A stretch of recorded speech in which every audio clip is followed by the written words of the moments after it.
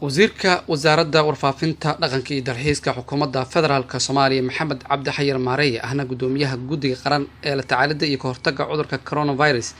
iyo mas'uuliin ka tirsan maamulka gobolka Banaadir ayaa haweenka Soomaaliyeed oo soo wakiisheen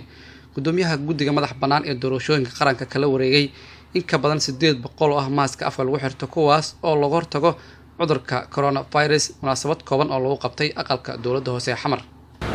waxaan sida caadada ahayd maalin kasta gobolka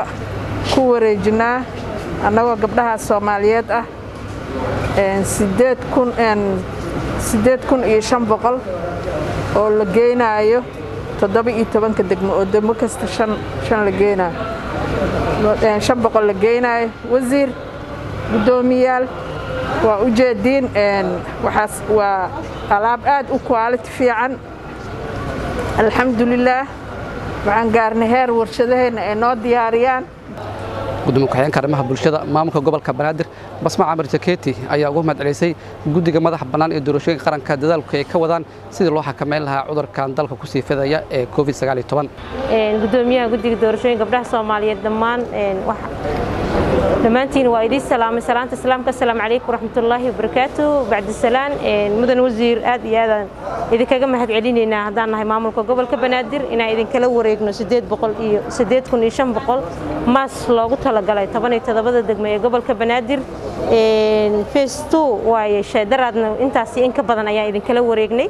wasiirka wasaaradda warfaafinta dhaqanka iyo dalxiiska xukuumadda federaalka Soomaaliya Maxamed Cabdi Xayir Maareeye ahna gudoomiyaha guddiga qaran ee la tacaalida iyo ka hortagga cudurka corona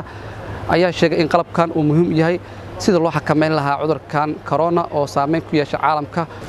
maaskisku waxyaalaha looga hortago xanuunkan waa xabadda ugu muhiimsan weeye oo dadka aad la macaamilayso ka xafidaya in xanuunku uu gaadho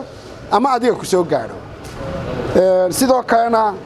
gobolka iyo dawladdu waxay wadaan inay dadka wacyigelin kale oo badan baa loo samaynayaa marka midna gudoomiye waxa maragtay annaka iyo gabdhaha runtii maaskiska noo keenay ba sharaf noo ah inaanu kugu wareejino 8,500 oo xabo oo maaskisa